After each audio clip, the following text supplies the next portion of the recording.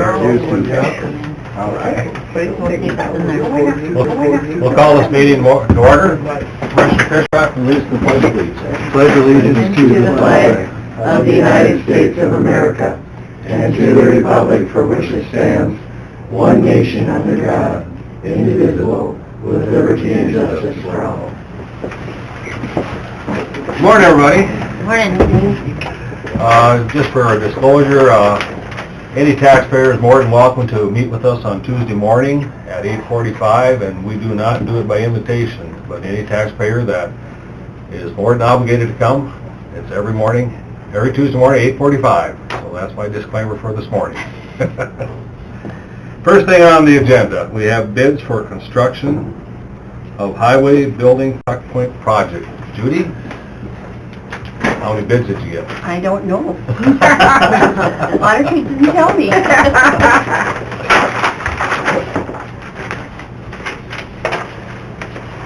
Okay, notice to masonry, tuck pointing contractors. Notice is hereby given that sealed bids will be received in the chambers of the Brown County Board of Commissioners at the Brown County Courthouse until the hour of 8:45 on February 27, 2018. At said time and place, all bids will be publicly opened, read, and considered by the Brown County Board of Commissioners for the project, which is the replacement of some masonry blocks and tuck point the Brown County Highway Building located at 3133 8th Avenue Northeast. No proposal will be considered unless accompanied by a certified check, a cashier's check, or bank draft in the amount of 5% of the total amount of bid that has been issued by a national or state bank authorized to do business in South Dakota, or a bid bond in the amount of 10% of the total amount of bid payable without condition to Brown County as a guarantee of good faith in entering into a contract if so awarded. Brown County will give notice to the successful bidder that his proposal has been accepted, and said bidder shall within 10 days thereafter enter into a contract with Brown County and furnish a performance or payment bond in accordance with the bid as accepted. Okay, and you've got your bid. Did you have one for me? No, that's fine. That's all I had. I thought I had 7 on it. Okay.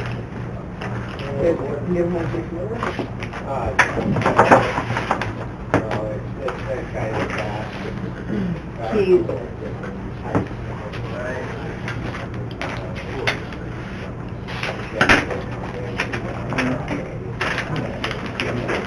Down. This one is from Innovative Masonry Restoration. They're out of Prior Lake, Minnesota.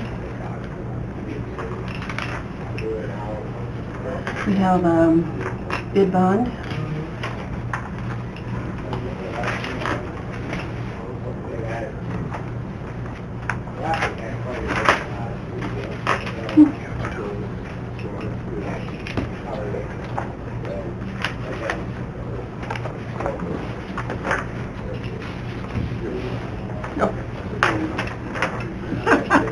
Okay. There were no addendums to this bid. No.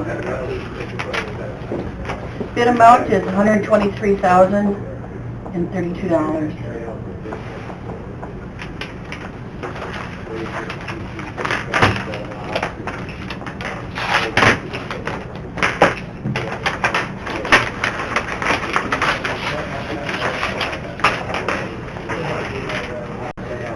And this one is from CWF Concrete and Masonry, and they're out of Aberdeen here. And we have a bid bond, and that is $139,000. Even.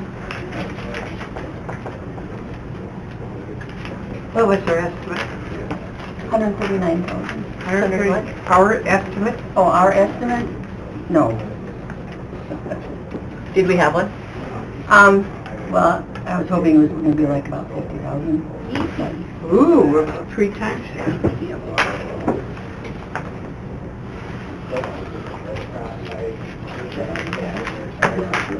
So remind me again, this was done back in about 80? Yeah. And it lasted That's going to bid. 37 years? Yeah. Ouch. Yeah. For those, you want to refer to Judy? I move to refer to jury. Second. Moved by Fishback, second by Kipling, to refer to Judy and make a decision later in the month. All in favor? Aye. Opposed? Motion carries. Wow. I'm just looking at our bidding coming up. Yeah, you have a lot coming up. Yeah. Okay. You'll just bring them back. I will, yep. Okay, thanks. All right. See you guys coming next week. Okay. Thank you. Thanks, Judy. Thanks, Judy. Yeah. That did better than. Dirk with us this morning, or? Yeah, he's There he standing is. right there. Okay. I think she just told him that the highway guys are gonna help with that project. The other stuff will be so low, this will be okay. Yeah, Morning, Dirk. right.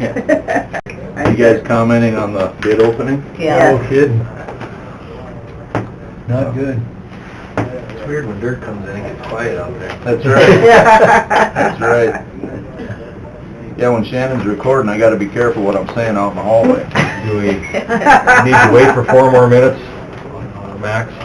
What's the first one? I think your gravel's 850, you're good. Do you have bid tab sheets? I do. Okay.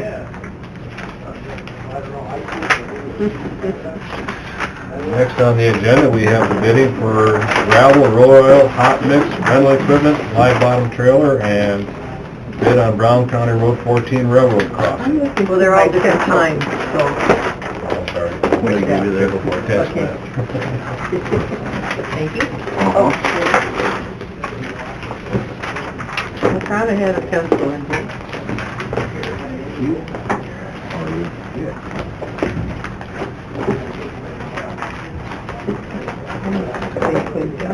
Okay, notice to gravel production contractors and suppliers. Sealed bids will be received in the chambers of the Brown County Board of Commissioners, Courthouse Annex, till the hour of 8:50 a.m. on February 27, 2018.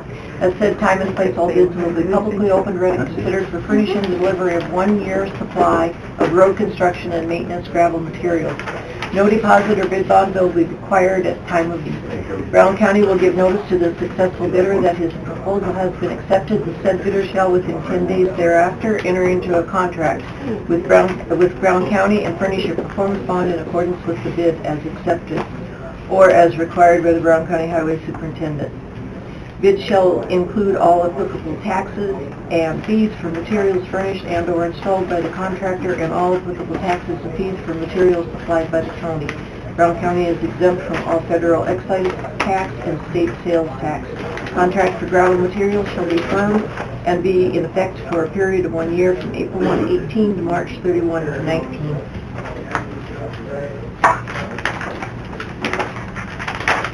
Do you have extra of those? Yeah.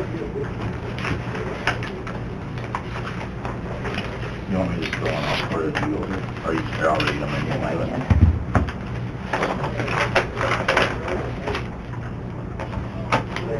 First one's from Banky Sand and Gravel. I think he's got a spot on there. First one. 3/4 inch crushed gravel surfacing, $3.50 per ton.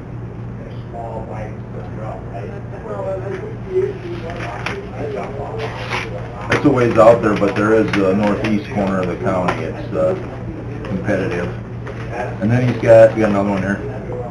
On your extra page I gave you, he's got 3/8 pea gravel, 3/8 by number 8 pea gravel at $8 a ton. Just so you can write it in by the other ones on there. $8? $8.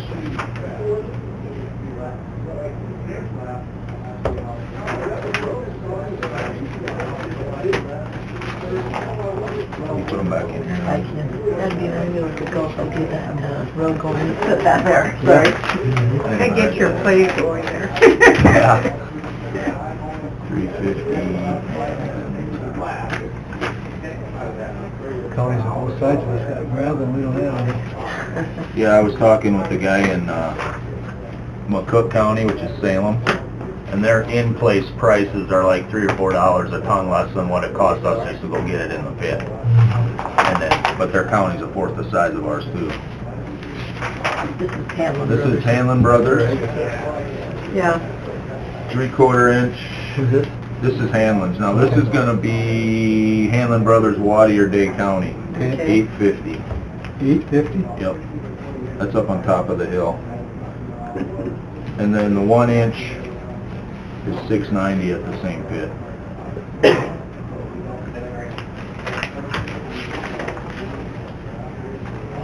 And then the burden stockpile is 1080 per ton.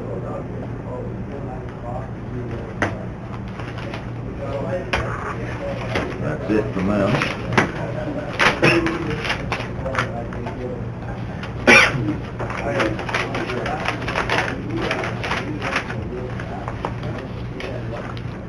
I think you're gonna have to add a line. This is from Trends, which is Jeff Hall, the Hall pit. For 1 inch crushed gravel, they got $8 per ton. What's for Trends? Yeah, it's the Hall pit. Yeah. And it's 1 inch. What's the name of the guy? It's the Hall pit, Jeff Who's the Hall. bidder? Oh, Oh, okay. Jeff Hall, yep. Hall Sand and Gravel. That's all they did.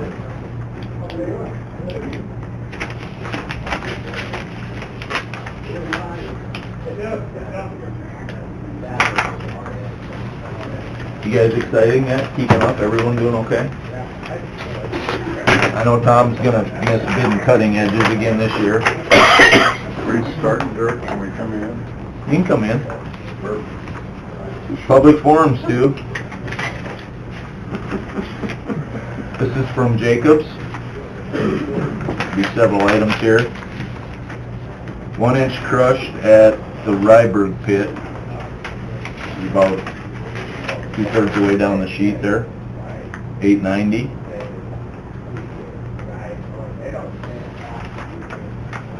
1 inch at S Ranch, $7.30.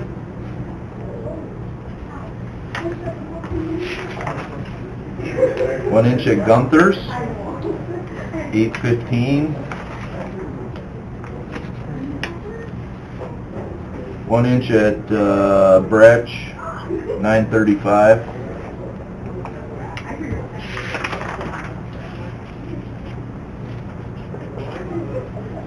One inch at the J Pit, $8.15.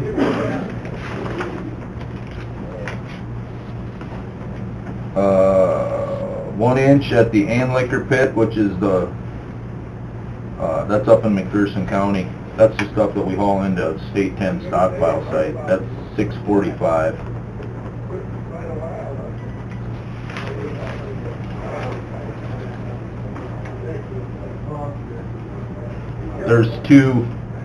There's another pit right next to it. We don't have a line for it, but it's also $6.45. So there's two different sources in McPherson County that are $6.45 that are just a couple miles. Yeah, the top Oh, one I'm and bottom sorry. one. There you go. I'm glad someone else is paying attention. And $10.98 at the burden stockpile. All right. Down here either. What's that? You don't have the verdant stock? Yeah, we do. Yeah, Oh, okay, it's on the okay, left. okay. It's I actually get 1 you, inch, I get but you, okay.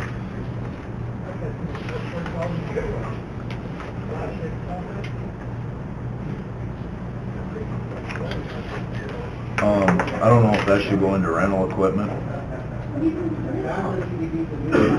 know, it's crushing services, right? I mean, it's not a problem, it just, I don't know if we would read this with the gravel or with the... Just give me that sheet. Okay, so this is rental equipment? Yep. All right, and that's it for Jacobs. I think- All 1 inch, no 3/4 there. Yep, they're all inch, yep.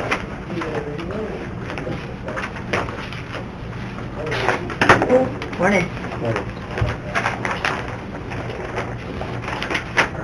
If you look, the gravel prices range from 4 to 11. Last year, it's written on the bottom of that pea gravel sheet. I didn't write down each one, but we're kinda in the same range there. 40 chairs in that closet. Hey, Steve. This is LG Everest. It's the pit out by Summit. They did, 1 inch gravel, $5. You can put it in the other line there.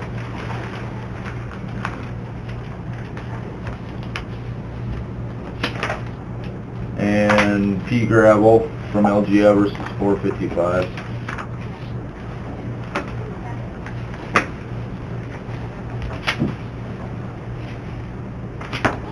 That's it. That one. That's it. That's it. Nothing from Lee? Must not have. I don't think we bought anything from them last year. All right, I would move to accept all the gravel bids. Nothing looks out of whack to me based on location and availability and where we need it. I'll make that motion. Second. By Hanson, second by Kipling to approve the gravel bids. All in favor? Aye. Opposed? Motion carries.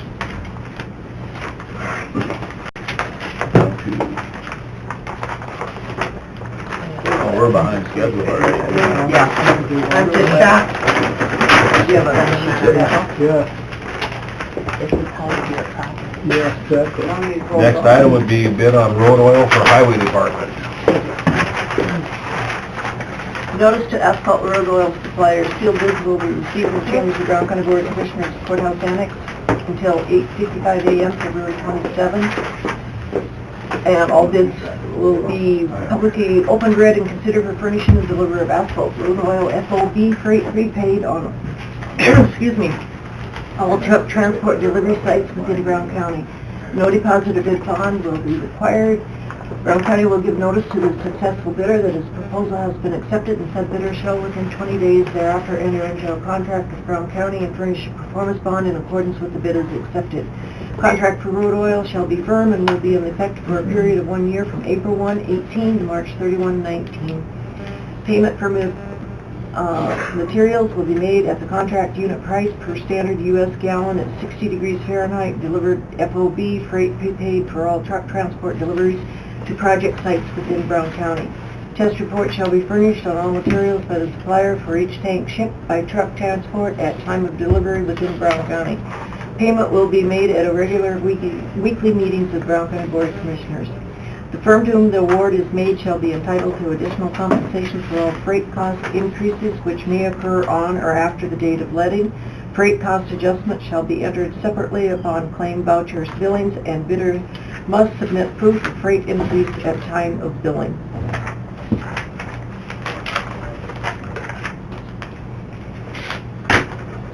Just one. Yep.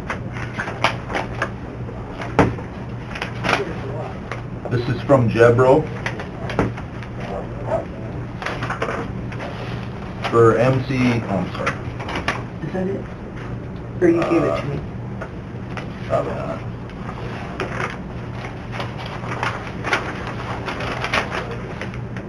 Okay, for the MC70, it'll be $740.69 a ton. That's $740.69 a ton. The 3000, MC3000 is $545.69 a ton. And the emulsion CSS 1H is $464.57 a ton.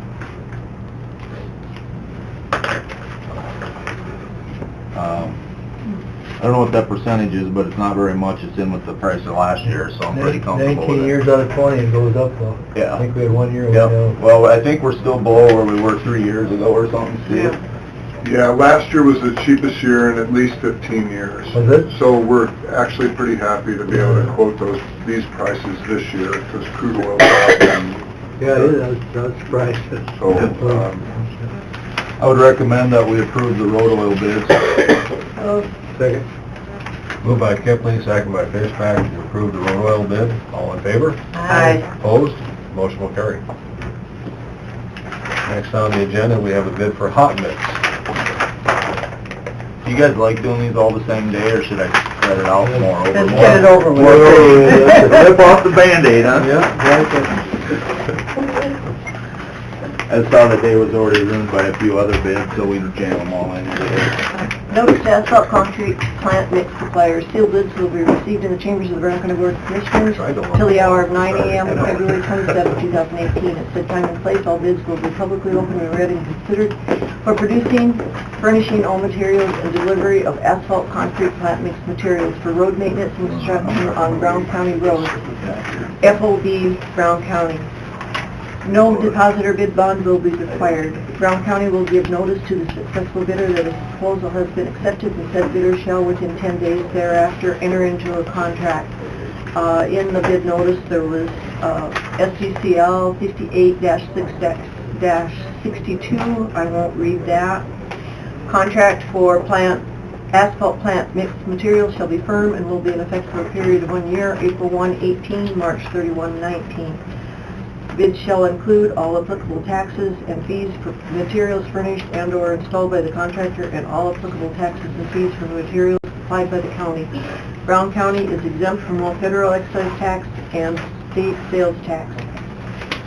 Section 320.5, basis of payment. A, asphalt concrete plant mix materials for maintenance and construction. The accepted quantities of asphalt plant mix will be paid for at the contract unit price per ton. You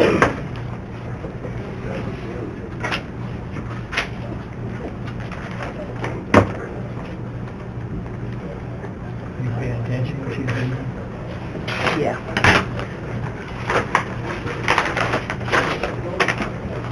Two bidders? Yeah.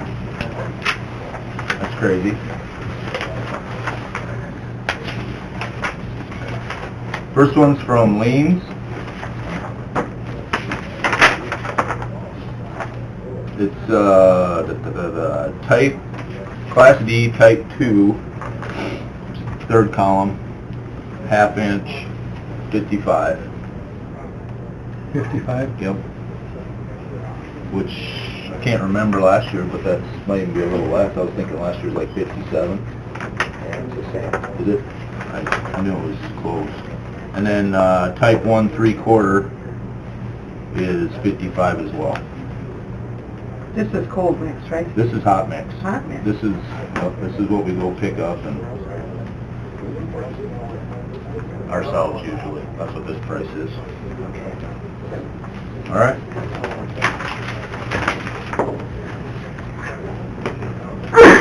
Excuse me.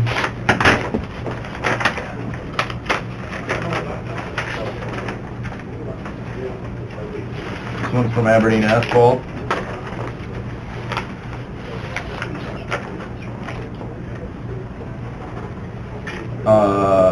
Class D Type 2 hot mix is 58. That's a half-inch. They're both 58. And it's also 58 for the 3/4. He's also got a bid in for cold mix.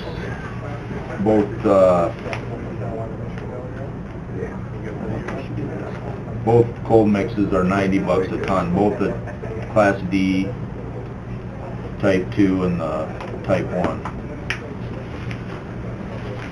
Everybody thoroughly confused now?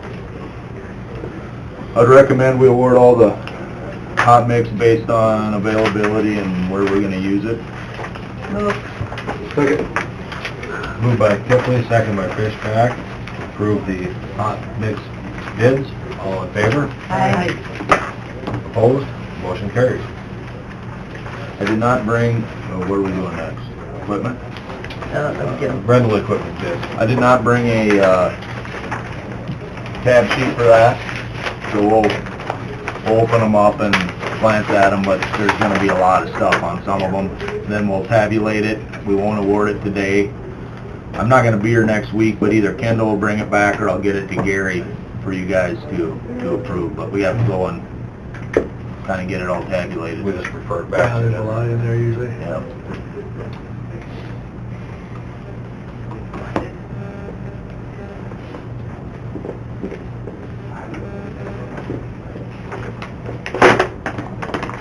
Yeah. One. Oh, yeah. Contract for services for road machinery. Taxes, all applicable taxes, oops. Wrong thing.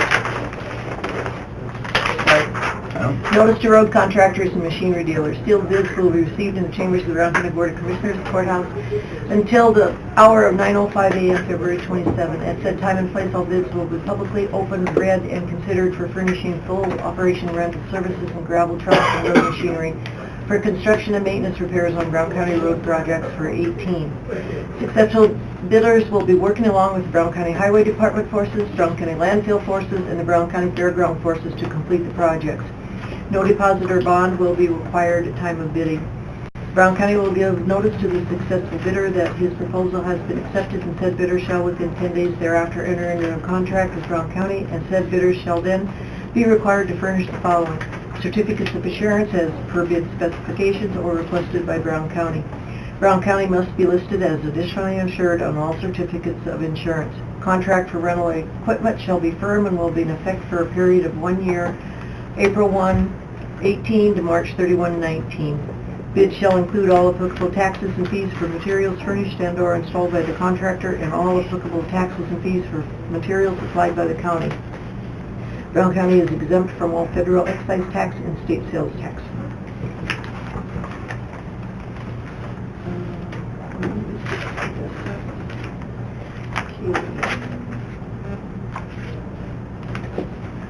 Let's do this one first. Okay. Did he have an envelope? Yeah, I'm sure he does. The bigger one. That's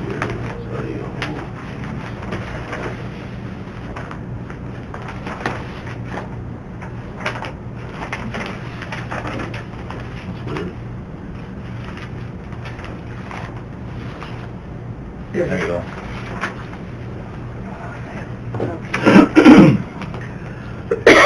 I'm gonna scan over these, so if there's anybody in the room that wants a specific number read to them on a specific type of equipment, just let me know.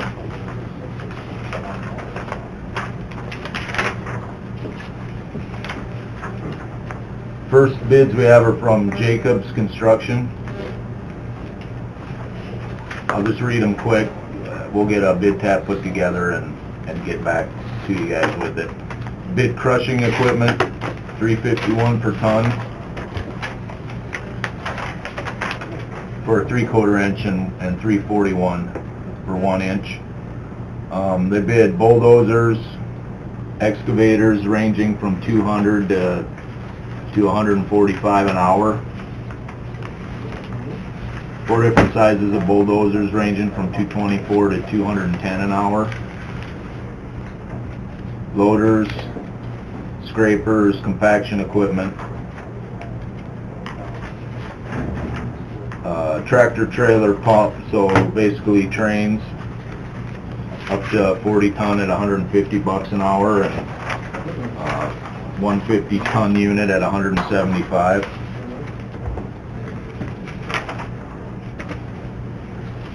That's about it.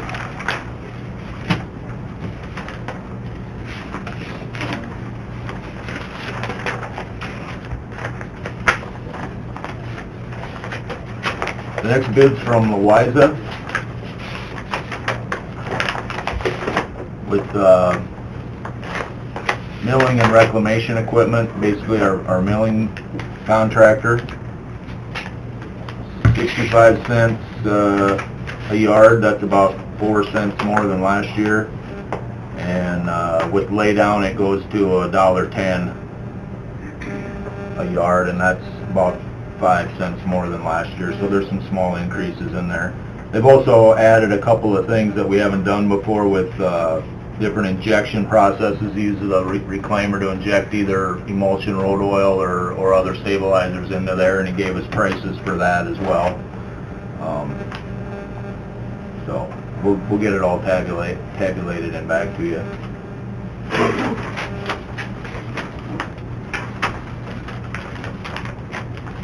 This is from Kevin Bordon.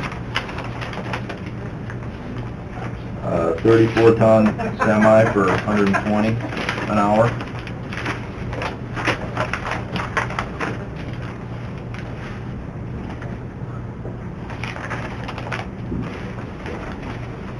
This is from Hanlon's.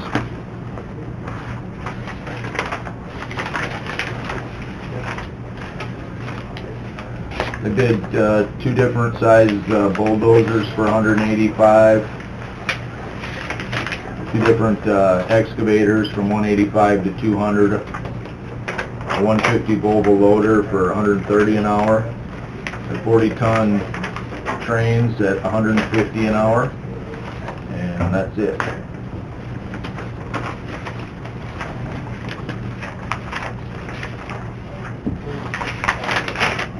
Webster scale.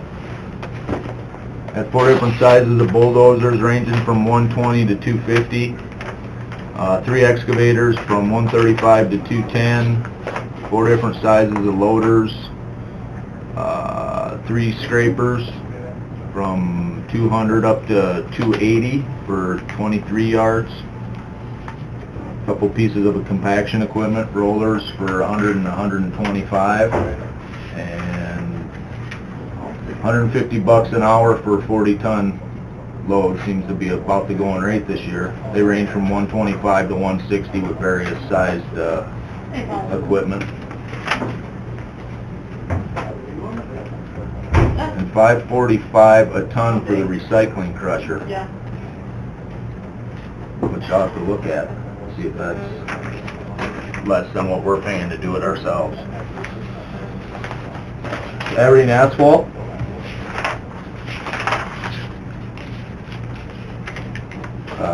We bid 3 dump trucks at 110, 50.5 yard dump trucks at $110 an hour. Paving equipment at $500 an hour and patching equipment at $400 an hour.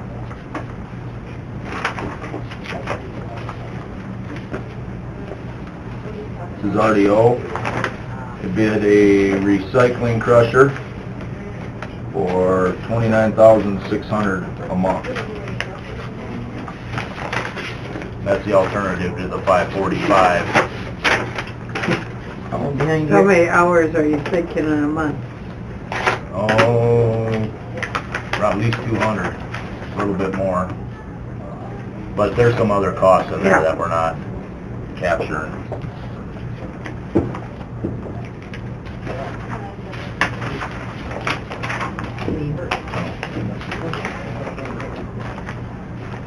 The beans have a bulldozer, 225, a D6, 320 excavator at 170, Komatsu 470 loader at 225, cat rollers for compaction equipment at 155,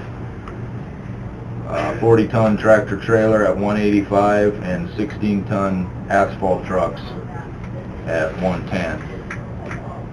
And then they've got their paving equipment listed and patching equipment listed.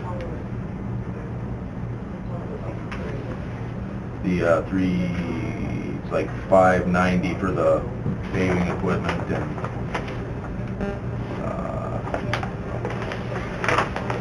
did I do math in my head? $295, $395, $430 for the patching equipment. There is a little bit, when you hire liens, their per hour cost is a little more, but it ends up equaling it out because they work faster. Well, they do it all the time, you know, so. Is that it? Yep. I would recommend we defer these till next Move week. it. I'll get them tabulated. Second. Go through them. Moved by Fishback, second by Hanson, defer till next week. All in favor? Aye. Opposed? Motion carries. If you guys want a copy of it, we should be able to get it put together before the next day or two, so. Next on the agenda, the bid for the live bottom trailer. Notice to equipment dealers, sealed bids will be received in the chambers of the Brown County Board of Commissioners, Courthouse Annex, till the hour of 9:10 a.m., February 27th. At that time and place, all bids will be publicly opened, read, and considered by by the Brown County Board of Commissioners for furnishing the delivery of one used 2017 live bottom tri-axle trailer, FOB Aberdeen. The proposal guarantee written that must accompany each bid is a certified check, cashier's check, or bank draft certified by a national or state bank and payable at site in Brown County in the amount of 5% of the total amount of the bid, or in lieu thereof, bidder may furnish a bid bond of 10% of the bid, such bond to be issued by a third company authorized to do business in South Dakota and payable to Brown County. Brown County Board of Commissioners reserves the right to accept or reject any or all bids which they deem to be in the best interest of Brown County. Brown County is exempt from all federal excise tax and state sales tax.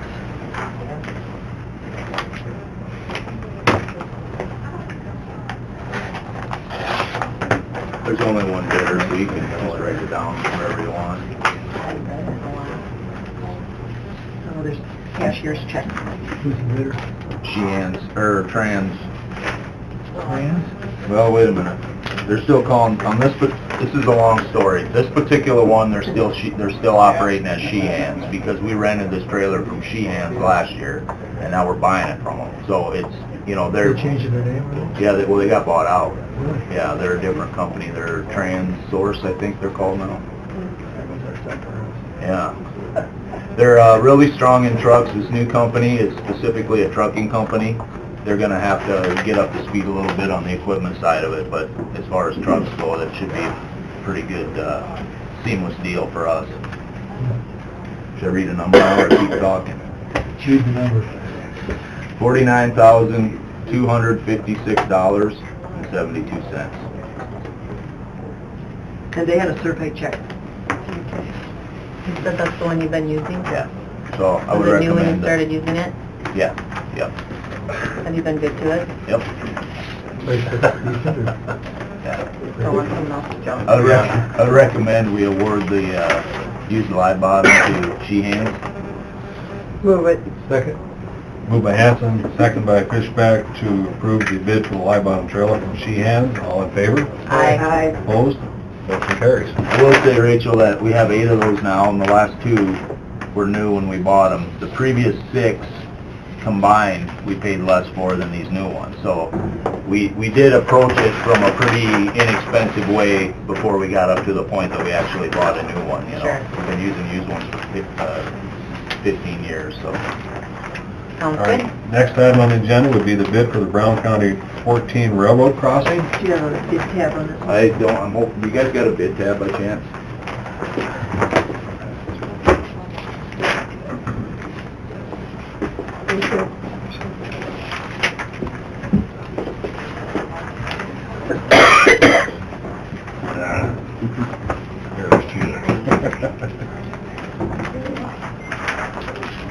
Notice to bidders, the Brown County Highway Department of Brown County, South Dakota will receive sealed bids for their Highway Department 14N reconstruction project until 9:15 a.m., February 27, 2018. Sealed bids may be sent, okay.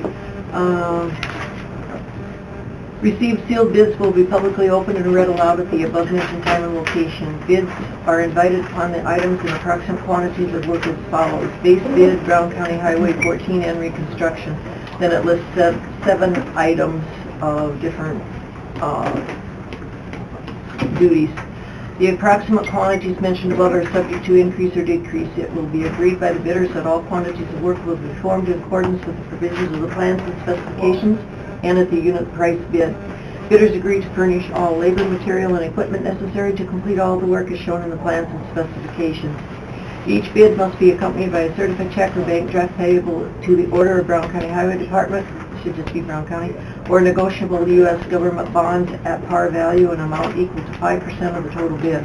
A bid bond in amount equal to 10% of the total bid will be accepted in lieu of the certified check or bank draft. Security for the bid bond must be authorized to do business in South Dakota.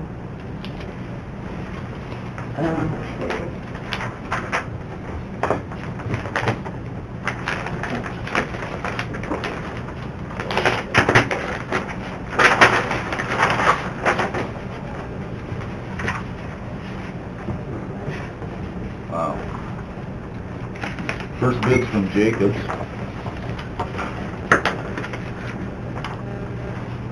I gonna have to look hard to find the number I'm looking for? I want to say it's on 34. Page 34.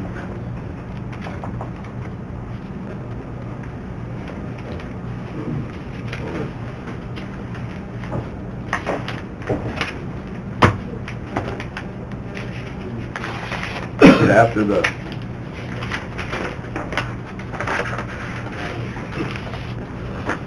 You need a highlighter. yeah. That would be about 34. Right there. Oh, there.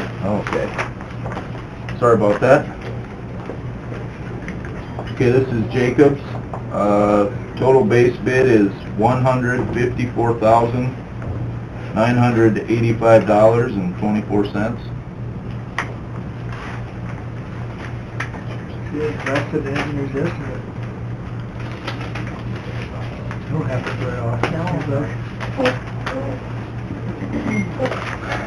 You make it easier for me.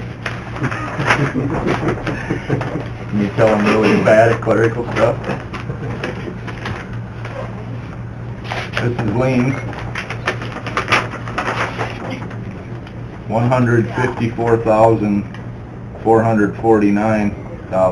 $154,449.50. Almost look like they peaked, huh? That's all right on a project like this. Somebody must be right, huh? I can't imagine Leans and Jacobs both being wrong at the same time.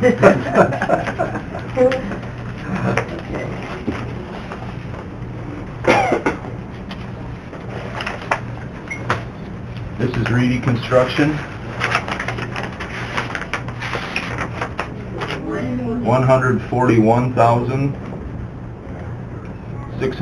$141,609.50. Going the right way every time. Keep reading them. Might end up with enough money to secure the courthouse here if it's That'd be going nice. down. I like that. Oh, we haven't been looking for bid bonds all the time. Yeah. I'm sure it is. Okay, this is done.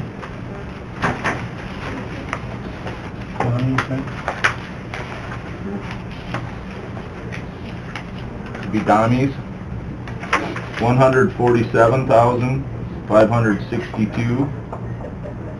$147,562.75.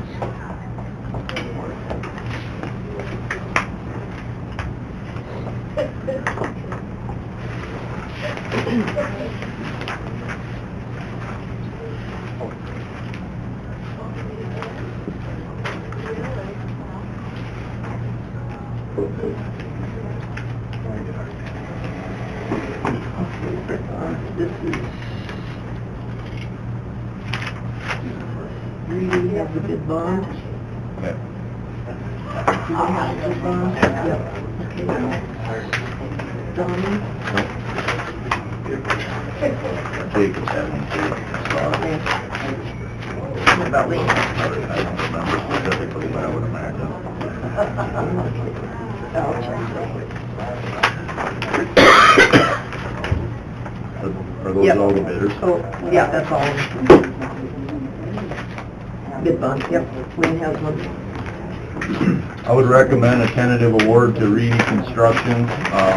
Helms will verify that there isn't a problem with the bid, but outside of that, I would recommend we award to them. Go ahead and do it. To who? To Reedy's. We'll check everything, we'll have it on our website within an hour probably. I'll move it then. I'll second it.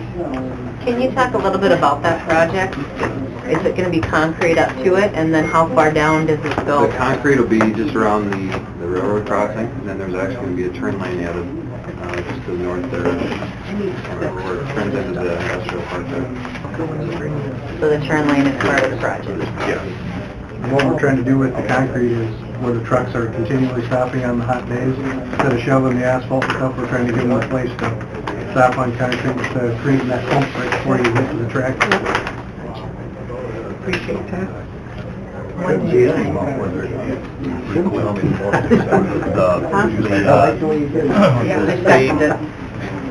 The state would have that intersection closed in June, they're bidding that for the stoplight at RDO. Yeah. Now, they did call me the other day about moving that up a little bit, but that's like on a June, July time frame, and I was hoping that we would be in and out of there by then, because we got a residence and a business in there that we can't close both the railroad crossing and the intersection at the same time.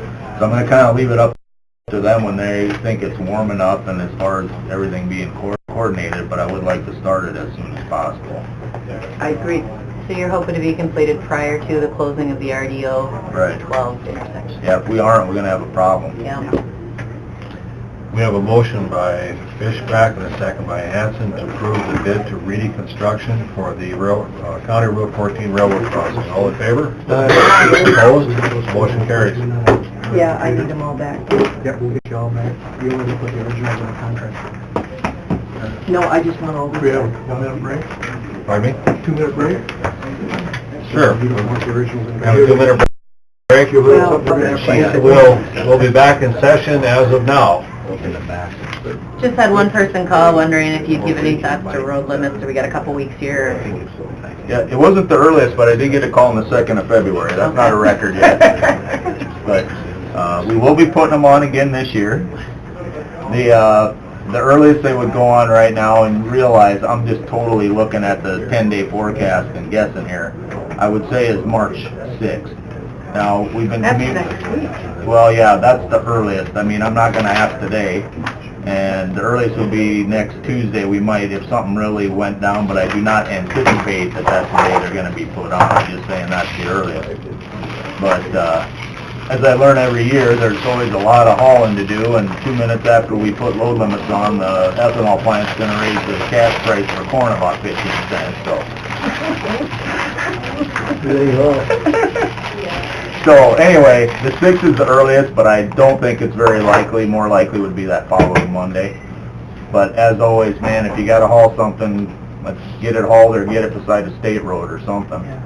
It's all weather related at this Yep, point. just temperatures. When you see the lows start creeping closer to your 20s, where it's not dropping down to, 8 and 5 and stuff overnight, then it really will accelerate. But from what I've seen, and I haven't seen what the snow's going to do when it melts, but there wasn't any water coming out of the road. We still had some pretty good frost heaves, which tell me that stuff still froze down there. So I don't anticipate it real soon, but... Thank you. Yep. In there. You're off the hook. Woo! That was a long Thanks a lot. pull this morning. I don't know. Thank you guys very much. Next item on our agenda is Sue Gates, Director of the Dakota Prairie Museum, with the annual report. Sue out there? Yeah, she's coming. Morning, Sue. Morning, Sue. You have our 2017 annual report. I do, in 5 Update us minutes on or it. less, they're timing me out there, so I'll pass those around. And just kind of walk you through it, and I would hope that at some point in time you'd look, oh, I love this. Whose is this? Guys? I gotta have one of those. Okay. We had a good year. We just continually improve, it seems like, and that's in part thanks to you and your support. I think we'll just start, if you go to page 8 on the education side, we're really, heavily an educational facility more than anything else. And this year was no different. We had 396 visits to classrooms in 2017. And I'll get to a comparison sheet a little later, but one of the big things we did this year was that we reinstituted a Heritage Fest, that we hired heritage artists to come in and demonstrate for kids, and they were absolutely fascinated with some of these things that used to be part of everyday life that just aren't anymore. So that was a good thing for us. We also did a thing this year called Curator Camp. We invited classrooms to come in and actually go upstairs to the 3rd floor where we keep all the business of the museum, the collections and all of that kind of thing, and show them how we handle artifacts, how we store them, all of that kind of stuff, and they really got a good experience out of that. Exhibits, we did our usual amount of exhibits. There's always something new there to look at. Lots of great artists that we highlighted throughout the year. Visitation was up this year. We had 25 foreign countries and 3 Canadian provinces, as well as 46 states. It's always the Delaware, West Virginia, the East Coast. We didn't get Hawaii this year, which was unusual. We usually get somebody from Hawaii. But what I would like to do is have you turn to page 12. That'll give you some actual usage comparisons from the last 3 years, which I'd like to point out. A couple of things. If we start on the left-hand side, the left-hand side is our in-house activities. The right-hand side are the things that we do outside the building. So let's look at the left-hand side first. And right off the bat, local school tours. You'll notice that we went from 32 in 15 to 17 in the next year, and we had 11 last year. And there's a reason for that, because if you go right straight across, take a look at what we're doing in the schools. 272 to 333 to 396. It has become increasingly evident to us that it's easier for the classrooms if we go to them than they come to us, because money for busing, time out of the schedule, where we can just slip in, do our hour program, come home. And it takes them, a couple, 3 hours to get everybody on the bus, get up here. So that, I think that's a trend that we'll be seeing. And then, Do you get any financial support from the schools for that? We do not. Okay. We do not. Out-of-town schools, we are seeing them come probably every other year, because a lot of those grades have combined, like the old rural schools. There'll be a 3rd and 4th grade class. So if they come bring 3rd and 4th grade this year, then they'll wait next year till we have a new group of 3rd and 4th graders. Do you go to out-of-county schools? The only out-of-county school that we hit right now is Northwestern. And we've been going down there because they're so close to where we are. But that's the only one that we do out of county. Then, if you look down at, one of the big things for us is our holiday open house, which is down towards the bottom. This year we had 721 people in the building for holiday open house. We didn't think we could get much bigger than last year's 600, but luckily we have husbands that, can somebody go to Kessler's and get more cookies? We got to go to Hobby Lobby and get more paper for these crafts. So we continually attract a huge audience for that. Now, if you look at the next side, it's the out-of-building activities, and we pointed out the school activities, and that is, we are able to do that because you allowed me to hire that half-time person to assist there. So both of the full-time and part-time people are out in schools most days. That wasn't thunder. Huh? That time look at the window with me and I said that wasn't thunder. Yeah. And then if we look at the granary, I know you guys have been interested in watching the granary activity. This year we had... What made you think that? Well, I don't know. It's just a guess.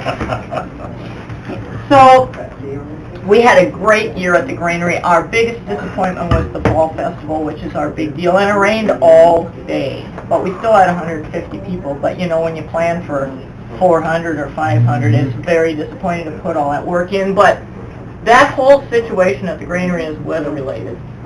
It's, we can try our hardest to plan the events and get everybody lined up, but we just haven't been able to control the weather yet, so still trying. Get that figured out, let me know. I will do that. But it is gradually growing, and we have this year scheduled we're all set for our summer schedule, doing some tweaking on that. But I think that,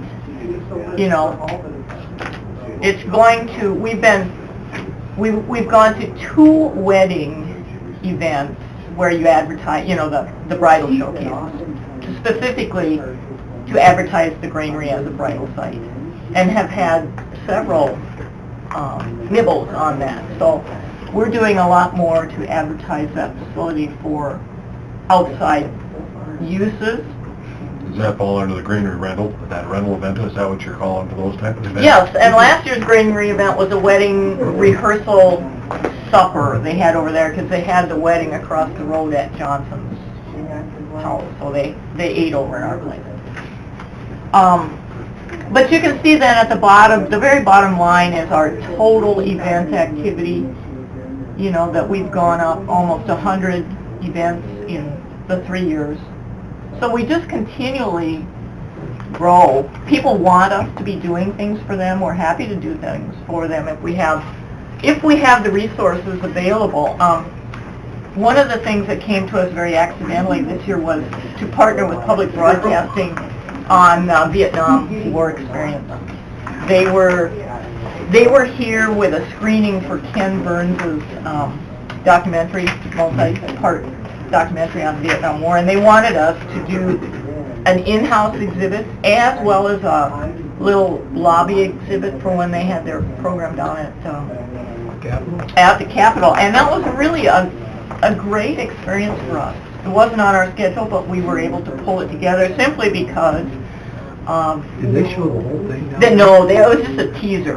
It was about an hour-long teaser of About, 12, 14 Yeah. hours, something like that? And then they had some veterans there that spoke, and it's just a really nice event. But, you know, that wasn't on our schedule, but we were able to pull it together thanks to Aaron Wahlberg, who helped me connect with some Vietnam vets, because we didn't have any artifacts to work with. So they were very helpful in that. You know, otherwise we're still collecting items, even though we're very judicial about what we take, because our space is just becoming so full.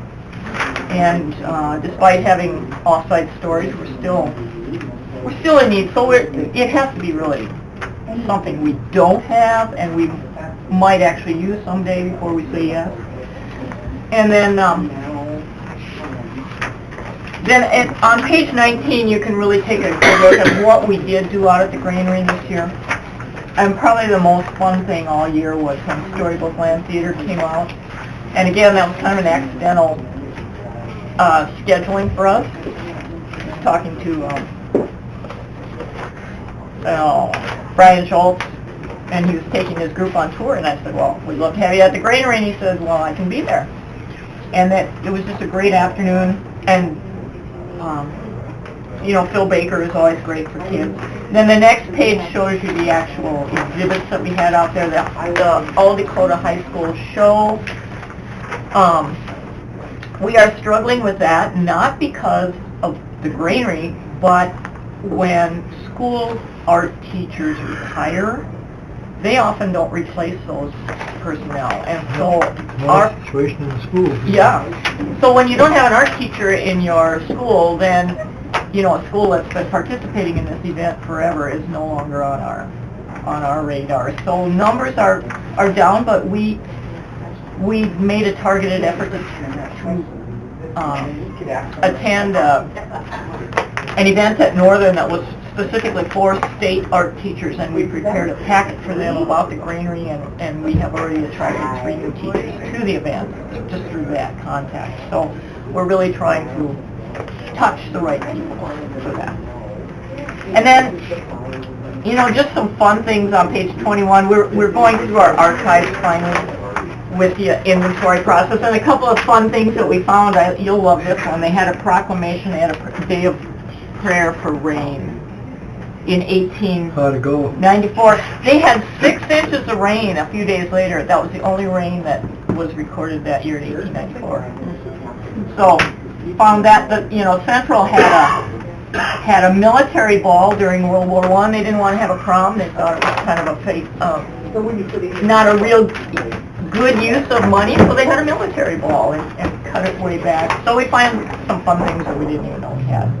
And then, of course, on the budget page, I was able to return some money that I had asked you to give me last year for some scanning projects that we had, and we just couldn't find a contractor we were happy with to get the result we wanted. So go ahead and do that.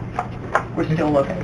But otherwise, I'd like to thank you for your, supporting the programs we do have, and I think we're doing, I hate to blow my own horn, but I think we're doing a great job over there for the county and for the kids. We have her a president, and she can brag a little. Yeah. Yeah. Well, anyway. That's the new thing to do. I guess so. I'll have to get used to that. No, that Junie B. Jones was really cool out of That there, was- and the Secretary of Tourism stopped out Yeah. there, and they had a contingency of folks. Yeah, it was a good day for us, and he's coming back this year, not the Secretary of Tourism, but the Storybook Line Theater. Okay. So that campus was just full of little bodies wiggling to the music and having a good time, so. I think you'll be hearing some good things about us again this year, and you just Looks good. hopefully continue to roll and spend your money wisely. Thank you very much. Thank you for all you do. Oh, Thank you, Sue. So, that's my complaint.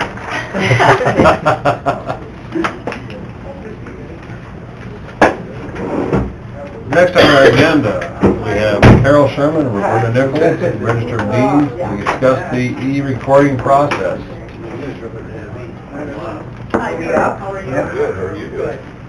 We were talking, so we couldn't hear. Good morning. Good Morning. morning. Morning. Morning. We just wanted to give you an update on the new chapter for the Register of Deeds. We're going to start accepting electronic documents for recording. And you'll each be getting a copy of a flyer that you're going to send out. And some information attached to the flyer that you can look over at your convenience. Do you have any questions for us? The first page is the flyer that we intend to send, and what we did was I had Active Data Systems create a spreadsheet so we know who does the most recording with us. So we're going to send those folks, especially the ones that are out of town and that we get documents through the mail from, we're going to send them this flyer so that they have another alternative. And then behind that are the 3 pages of the guidelines or the procedure for doing e-recording with Brown County. And Paul has already put this on the Brown County website.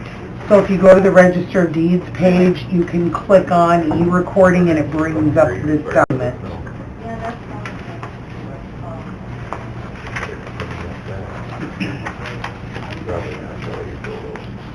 They'll still have to follow the statutes for recording documents, and the fee will still be the same So how will they pay you? through ACH. And we did do a test run, and the money came through just fine, so Like we're all set to go, and have they given us a date or something? anytime we are ready to, I mean, if we received one today, it would come through and we could do it. We just haven't sent out our flyers, so Are all documents legal to be recorded like this? Look at page 2. It There says on accept page the 2, following. there's a list of documents Oh, I see, okay. that So we, your birth certificates, marriage, all that? no, no. that's But But we don't Dates? record those. No. Those Okay. we just take the application and go to the state and do Okay. it, but I see. these are just the Okay. real estate records that All we right. record, That's like what we're in here, deeds, huh? mortgages, liens, all of that. Stuff that stays at the county level. Correct. I get you. that are open to the public.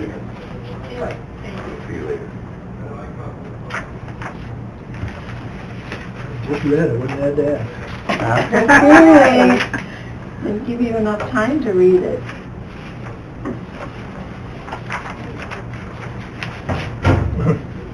The law for Register of Deeds to accept electronic recordings was passed in November of 2016. We signed the contract in 2017, March, and so now, a year later, we're ready to go. Another exciting chapter. Hope it works, huh? And when the documents come through, it'll be just like if we receive them in the mail. We will proof them, and we can reject them if the font isn't right, or if the legal description isn't right, or if we're missing something that is required by statute, then we'll just reject the document. And then they'll have to fix whatever it is and resubmit it to us. So we'll go through the same process in our office. The only thing that we won't have to do is actually scan the document, because it'll already be in electronic format. So then we just save it into our system.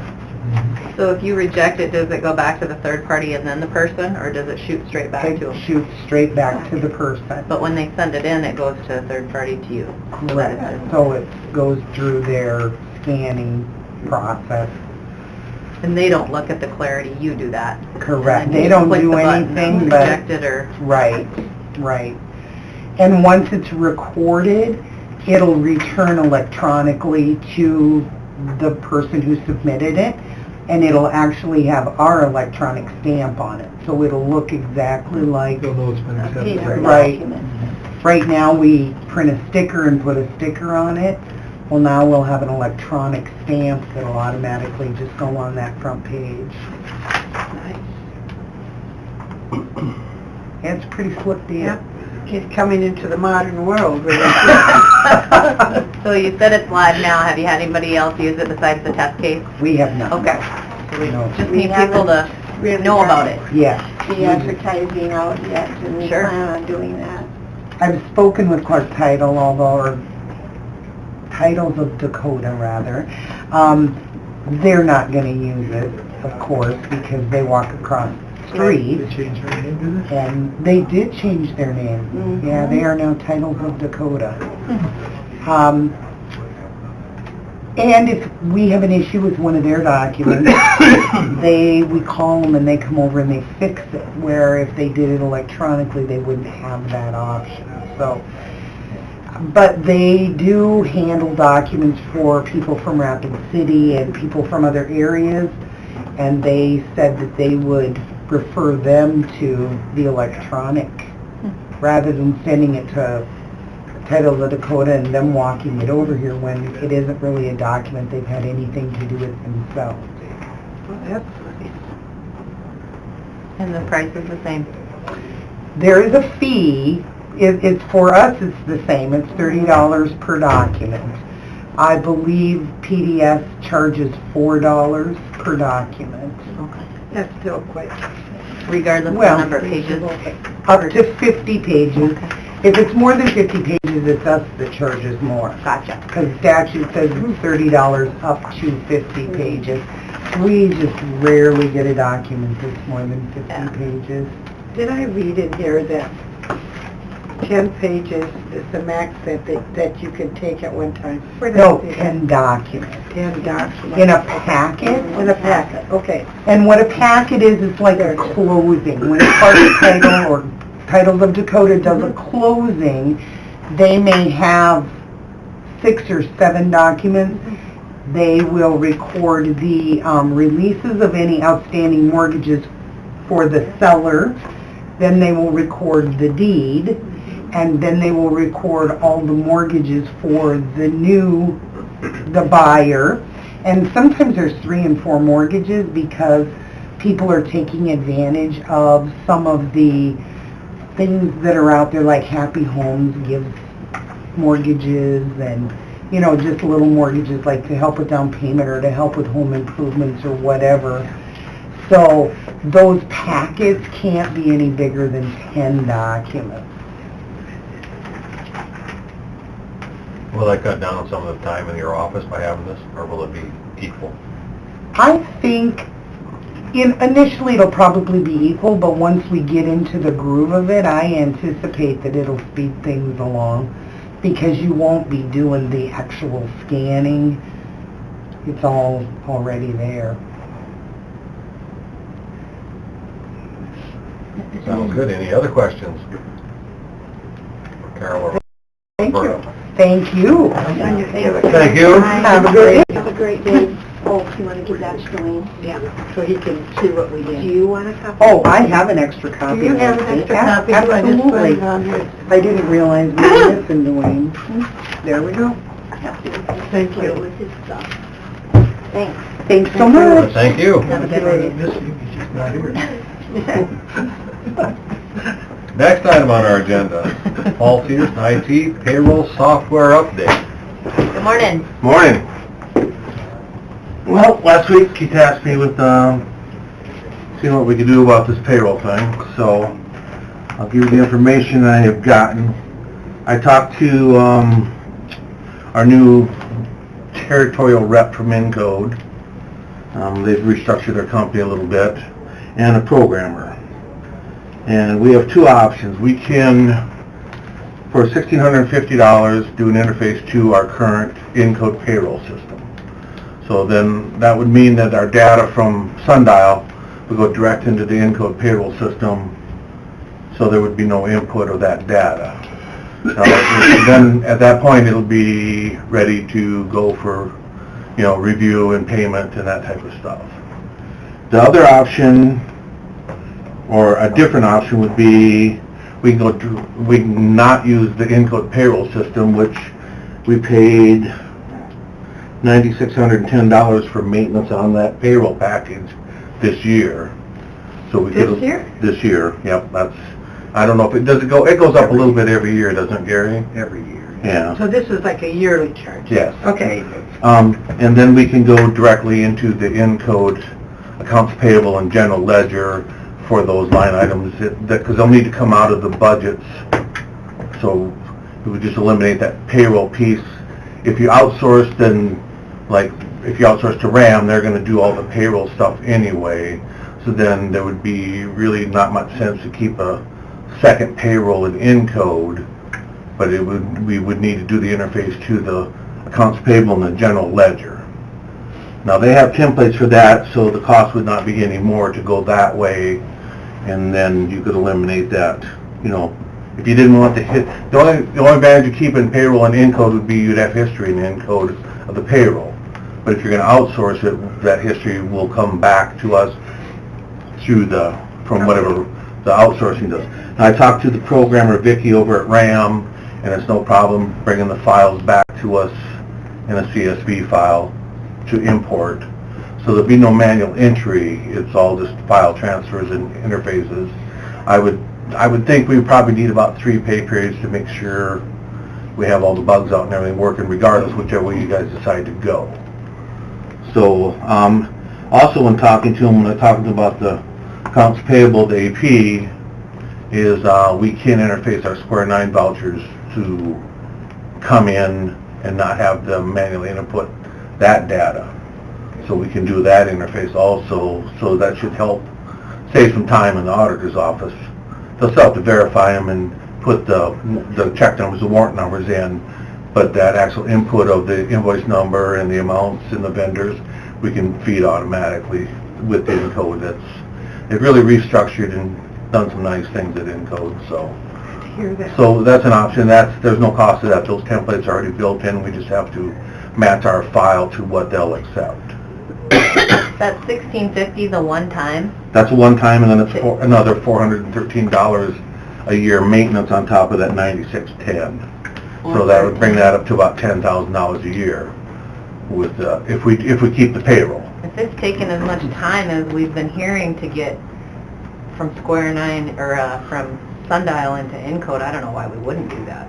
Yeah. I agree, because you're saying every 2 weeks we have to manually enter every transaction. Now, if we're not going to if we're going to move this to an outsource, I don't know if you want to keep that payroll or you just eliminate that whole cost. Well, I guess it would be $10,000 next year.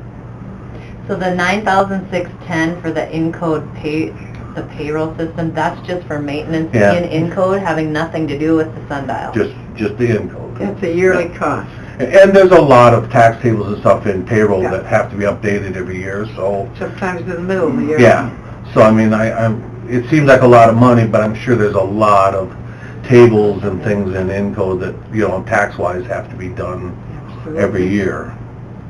I'm not an accountant, but you know, I know just from doing my taxes, there's a lot of changes every year. So, and that's only if we're gonna keep payroll in Encode, I mean, if we're gonna use the payroll piece to Encode. If we outsource it, does it make sense to keep that? Because then the outsource is gonna do the payroll, and then it's gonna have to match the Encode. When we put it in Encode, that's all gonna have to match, so, you know. Well, it's still gonna have to go into Encode though. But just into the accounts payable and the general ledger for budget, we really don't need the payroll piece in Encode if we're not going to do payroll. You just do it as one lump. It'll come in by department or however, whatever the auditor's office needs in the accounts payable and the general ledger. So we'll break it out by all the different offices. You know, because you know, on our So we have budgets, the we have a budgets, yeah. line item for wages, we have a line item for Social Security, line item for taxes, line item for Benefits. insurance, so that all has to come out of your budget somehow. So I think, you know, I know. So if we have Encode do our payroll, which is ourselves, is the auditor then in control of doing the payroll? I mean, who decides that, or I guess the input would be there, and then who verifies it? The auditor would be the natural one, because they're the ones that are gonna approve the payment regardless if we do it, keep it in Encode or move it to RAM, it's still gonna come to the auditor for approval, right, Mac? I mean, before any payments are made, it's gotta go through your office anyway, correct? Because we make the payments. Because they make the payments and they have to approve all that, so, you know, so yeah, I mean, we could keep it in-house or move it out, it's still gonna end up at the auditors before the ACH is done and any payroll checks or any premium checks are cut and sent out. So eventually it's gonna end up at the auditor's office regardless, so. So they can departmentalize. Yeah, and they, you know, I'm trying to think of how we, because of the number of actual days of usage. so, you know, I mean, every 2 weeks, but I talked to Polly, who's doing the payroll right now, and the biggest part of what she's doing is the actual input. And that would be eliminated once we... Because that part would be eliminated. So, you know, is it a trade-off if we take the input of the vouchers out, away from the auditor's office? Does it offset so they don't have additional workload or not? I don't know, you know, I guess we'd have to test that and see. Do you have any issues with the piece of it that the 1650, making sure that it automatically goes in so you don't have to enter? Does that piece bother you at all? Not if it works. Okay. Yeah, Is there any issues with, you don't foresee, I mean, No. we get 3 pay periods and... It's a simple, it's not to try to keep it fairly simple to explain. Basically, they need this data. They need gross pay, they need hours, they need this to do payroll. So basically the interface is what data do you want, where do you want the fields, then they import it into their program. Well, I think that piece of it's a no-brainer. You know. Have like RAM download and put it into vouchers, is what you're saying? Well, I was just talking for sure doing the Encode interface into, Yeah, absolutely. You know. because That's that's the saving us efficiency how many there. hours. It's the And efficiency. the other side of it is if we outsource the payroll, then we can eliminate the 1650 and the 9600 and go straight into general ledger and accounts payable. And that sounds the more efficient way to me. Depends on who you want to be verifying our payroll, in-house or outsourced. Either way, it's about a wash. Because the cost of outsourcing is about what we're paying Encode and maintenance. I mean, it's about an equal wash, so I guess that's your decision on how you want it to move forward. We still have the $9,500 every year to Encode regardless. Not if we get rid of the payroll package. If we go straight into the accounts payable and general ledger, we can eliminate We that. can eliminate 10,000 a year, So, which if So you that- figure that on top of your employee, that's a lot of money. so either way, it's a wash The cost of outsourcing is the cost of keeping it in-house. What you gotta decide is how much additional time it's gonna take somebody to verify it in-house compared to bringing the stuff in from outbound. You're still basically not gonna need that position filled. No. In my opinion, I mean, that's your call, but... And I agree with you.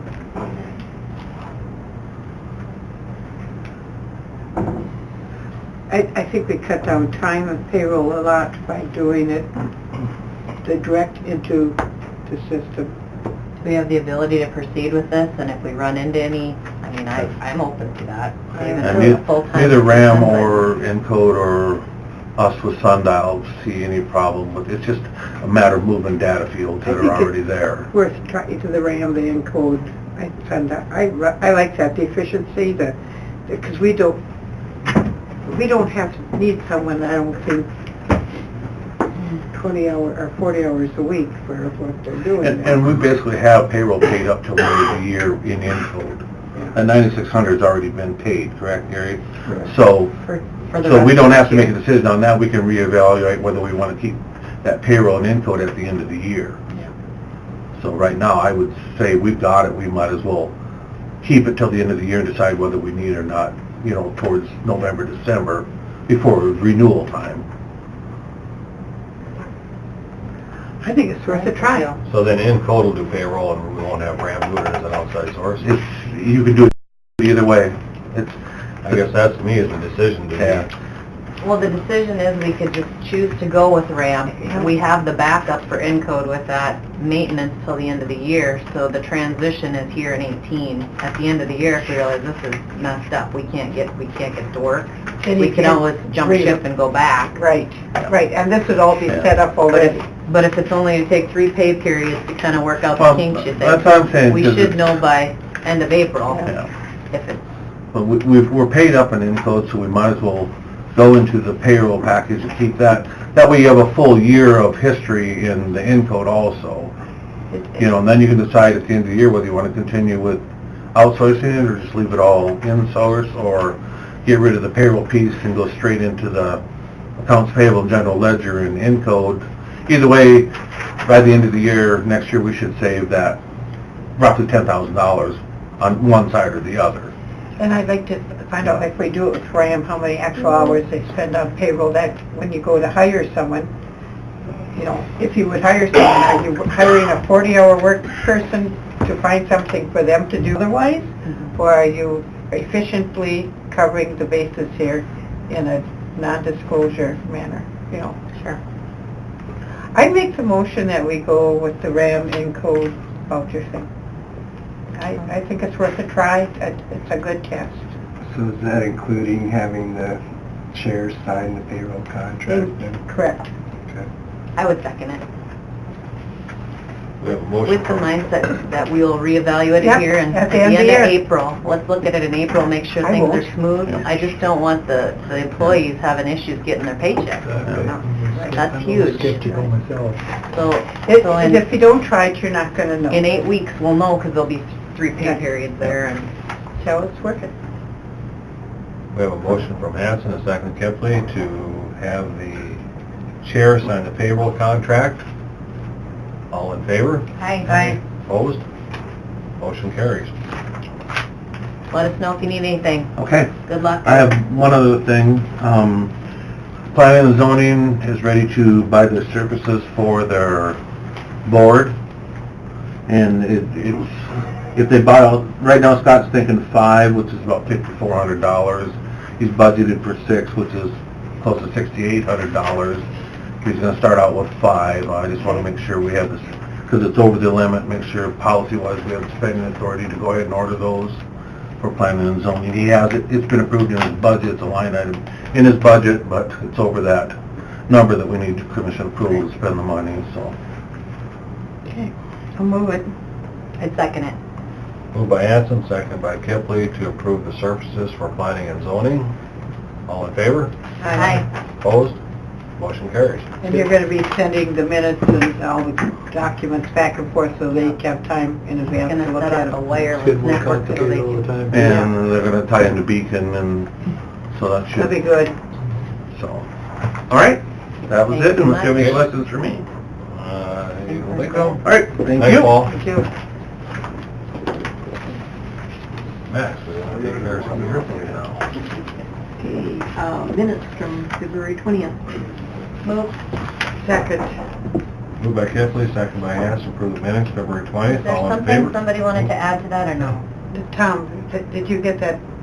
No, but that's all. Just leave it? You're okay? Okay. What do you think? Putting that Dennis was here, you mean? Yeah, I didn't know if you wanted that added, that you... He was, yeah, instead of Paul, yeah. You wanna... But add that to it? that he was here and spoke, huh? Okay. What do you think? I'd add that to my motion. Me too. Okay.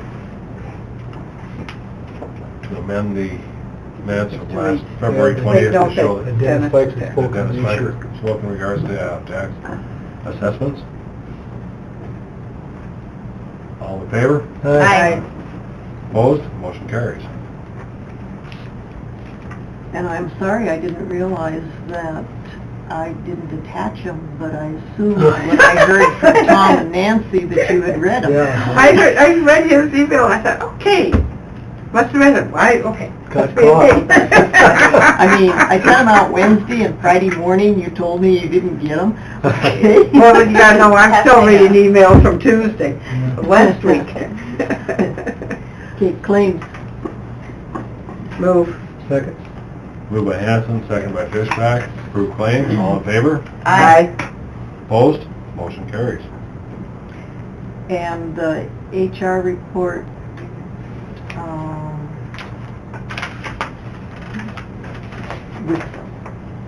with Oh, yeah, the addition with of, the addition of hiring for the election.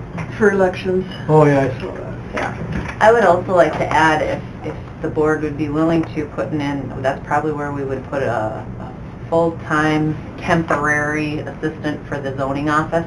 We've been talking about that for a little while. I thought we Full-time were or talking part-time, I thought we were, because there's no place to put a full-time one. okay. So we're talking 25 hours for 3 months? Get caught up. I would try and get it through some efficient place where we can, Okay, let's do, part-time for 3 months. Do you have a To do the wage in comp. mind? I don't, but I think if you look, go through one of those temp agencies and see what we can find.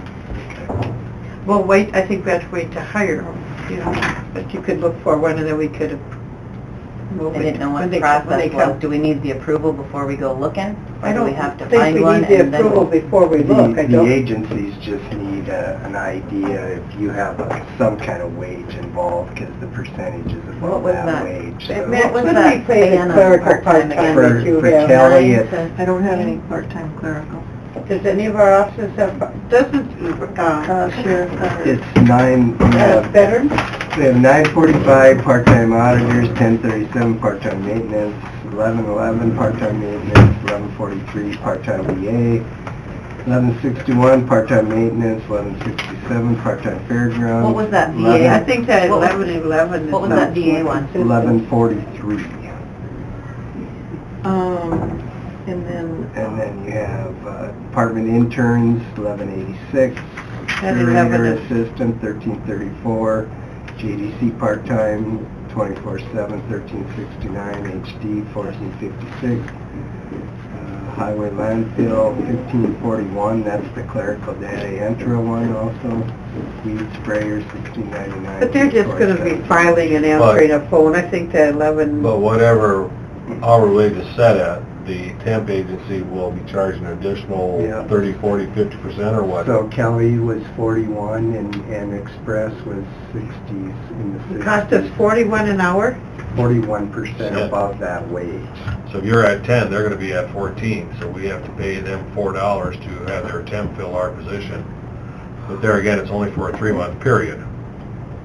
But still, we're spending taxpayers' money to file Well, and then any the of the other phones. concern, because they can file, if they file for unemployment and things after, that was one of the Get things that that too. was talked We about. furnish no benefits. But when for you them. call it kind of a seasonal, then isn't the expectation when you're done, or they can still do unemployment? Yeah. We've had people do it after the week of the fair. Yeah, Are but we we have, required But to under the 10 advertise days, all nobody open positions, part-time, full-time, Yeah. everything in the Part-time. paper, or can you put them right just on the website? Because I know that was a concern, is how much it costs just to advertise in the paper for one part-time position for 3 months. Can you just advertise on our website, or? We can do whatever you want. I Okay, mean, wasn't sure. We can advertise just on the website and Department of Labor if that's what you For want to part-time. do. Full-time, we would have to. I would like to see that wage down no higher than that 11, whatever, because if we're paying another 41%, the duties that we're hiring them for are something, Yeah, We I'm could agree try with you. that Let's first. huh? We could try, that first. and can we just advertise on the website and some of the free Yeah. places? I would, and I think that And 11 make it known in area the is thing, good. in the job description, that it's only for a 3 short- months. Yeah. 11:43 or something. And then we can take a look at it if it's necessary. What do you think of that, rather than paying Try it. $400 That'd be to advertise it? I prefer that. Sounds good. Okay. Do you need that in the form of a motion, or I would make that Are you We've motion? already- adding we've that? already To the amended HR it. We gotta amend. Okay, We're adding it onto the HR, Yeah, yeah. please. Okay, hand it to me so I can write it on there. Sounds good. Advertise part-time up to 25 hours. I'd move we approve the HR report. Second. What wage did you set it at? 11:43. Okay. Oh, We have a motion from Fishback, a second by Kipling, to approve the HR report as amended. All in favor? Aye. Opposed? Motion carried.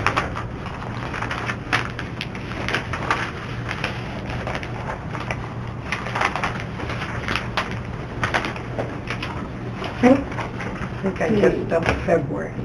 The plats, there was Keats, 2 for Mitchell, Stoddard, and Palmer. I'd move those. Second. Moved by Kipling, second by Fishback, to approve the plats. All in favor? Aye. Opposed? Motion carries. The lease with Hub City Radio. Move it. Second. Moved by Hanson, second by Kipling, to approve the lease from Hub City Radio. All in favor? Aye. Opposed? Motion carries. That's all I have. Gary, do you have anything for Well, us? we've discussed everything we need to. Chris, do you have anything for us? Do you Not. Woo-hoo. I can go to work. So we should call Gene, see if you got a hold of anybody, or? Yeah, I guess we could check with Gene to see if we, See if we can get a timeline. If they want to wait another week, or? Could you give them a quick call here? 7105 is the, is Sure.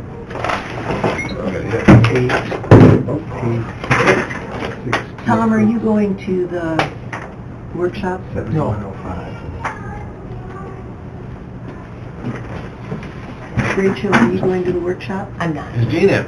I'll see you in the council. Just ask if you got a hold of anybody. Gene, Doug, over in commission, did you get a hold of anybody from revenue? Okay.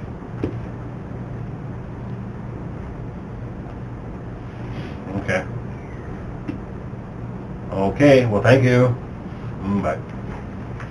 He's got a call into him and he's emailed him both, but hasn't heard back.